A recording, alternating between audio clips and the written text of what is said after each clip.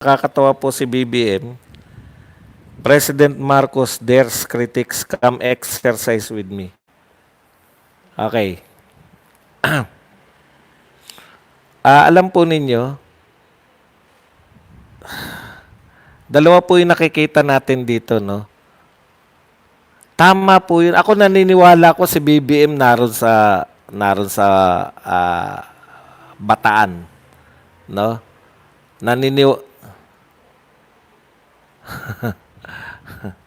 Naniniwala ako na siya po yung nag-appear sa Pampanga, no? Ang problema, ito question natin, no? Bakit napakaraming mga tao ang hindi naniniwala, 'di ba? Natawa ako. Wala raw sa Bataan, nasa Batakan.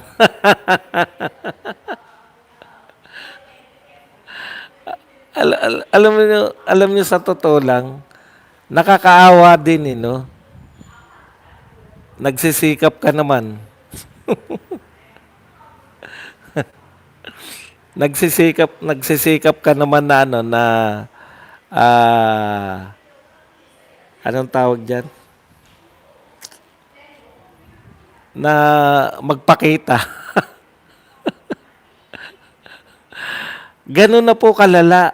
Antindi po. Ibig sabihin, mas paniniwalaan pa po ng mga, mas madaling paniwalaan. Alam niyo, Mr. President, sa tagal, sa dami po ng mga nasabi ninyo na hindi nagkatotoo. Di ba?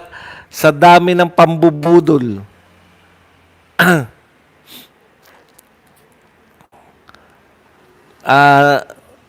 Na nasabi ninyo, maski buhay na buhay pa kayo,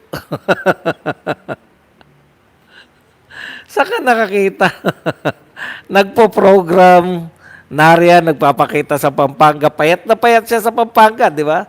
Ang payat niya sa Pampanga. Walang kaduda-duda, puta, si BBM to. Wala po naniniwala na si BBM, eh. Ganun po kalala yung distrust. No?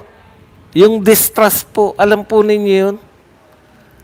Yung kawalan ng tiwala ng tao sa inyo. Puta, nariyan kayo, nagpapakita kayo, nagpapa-interview. Puta, tapos sasabihin ng tao, AI yan.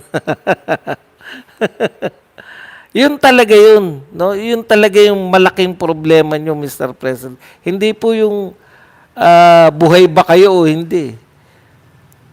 Buhay na buhay po kayo, pero pinaghihinalaan lahat po ng gawin ninyo, lahat ng sabihin nyo, wala po naniniwala. Kahit po mga recent na sinasabi nyo, kabaliktaran ng katotohanan. Walang krisis, maya-maya, magdideklara kayo ng emergency. Gusto ninyo o ayaw nyong ma-impeach si BP Sara, tapos yung anak mo, number 1 sa pagpirma kay BP Sara na ma-impeach. Gusto mo ng unity, pero tuloy ang impeachment kay BP Sara. Gusto nyo ng magkaisa tayo. Ano pa, yung pagiging vlogger po ninyo na binabanatan nyo na naman yung mga magnanakaw ng langis. Hindi ko alam kung indirectly, bakit tayo nyo po sabihin na kayong mga oil companies na sobrang magsamantala? Bakit yung hoarders? Sino po ba yung sinasabi nyo hoarders? Yung mga taong may tangke? Ibig sabihin, meron silang lalagyan? At nung mura pa yung langis, bumili sila ng mas marami? Yun po ba ang may kasalanan kaya mataas ang presyo? Pucha, kalokohan. Kalokohan po yan, Mr. President. Ngayon, ngayon po, mga kapatid, kung kanina pa ako walang audio, dapat kanina pa nagsasabi yung mga tao na walang audio.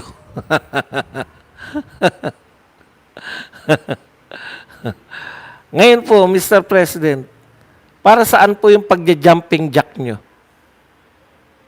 Ang problema po namin, alam niyo po si Tatay Digong, hindi naman po, ang ganda na ng ginagawa ni Tatay Digong, ha? May build siya, meron siyang war on drugs, war on criminality.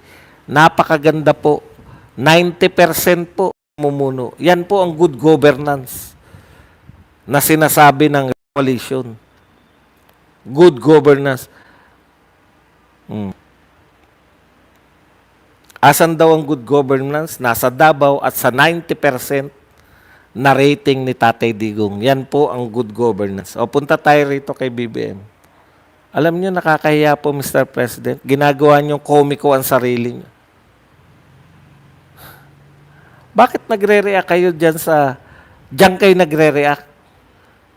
Yung pinakamababaw, yung proof of life, yan po yung pinag-reactan nyo.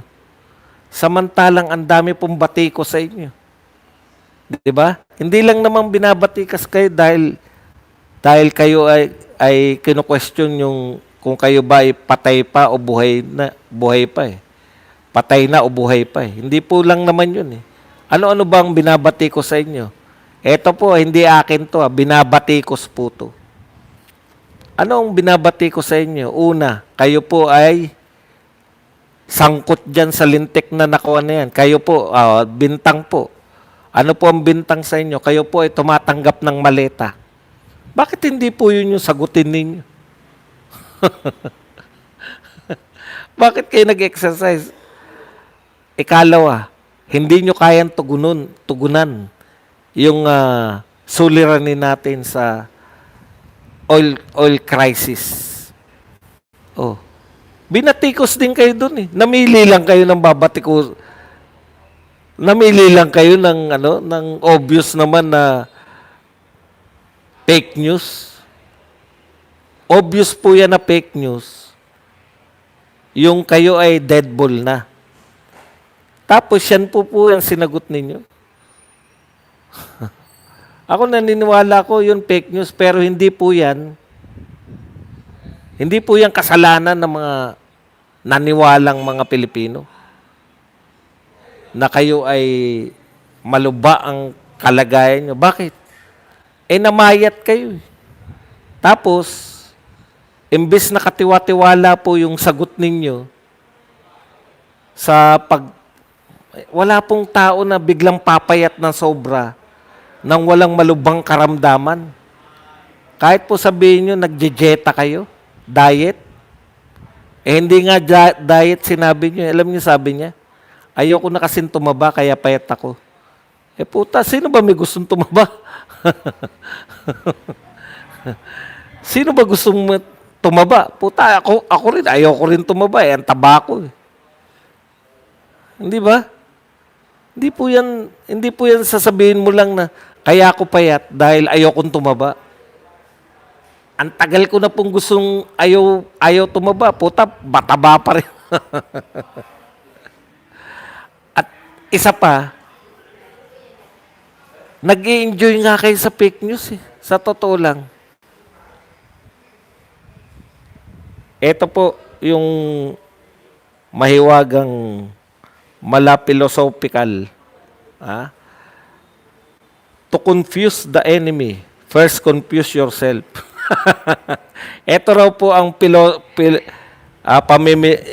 philosophy na gumagabay kay BBM. Ayon po dito sa patawan na to. Yan. Siya po ipinagpalagay na si Bong Getchu, The Art of War. To confuse the enemy, first confuse yourself. If you have no idea what you are doing, your enemies don't either. Di ba? Ang ganda sabi. To confuse the enemy, para po malito ang mga kalaban. Lituhin mo muna ang sarili mo. At pag nalito mo na ang sarili mo, lito-lito ka na, pati yung kalaban mo, malilito na. Ang galing ng pilosopo no? Ng filosofiya. Okay. Para mo makompuse ang iyong kalaban, i-compuse mo ang sarili mo. Pag na-compuse mo na sarili mo, hindi mo na alam ang ginagawa mo, mako-confuse na rin ang kalaban mo. Kasi puta, anong ginagawa nito? Okay. Ano pa po?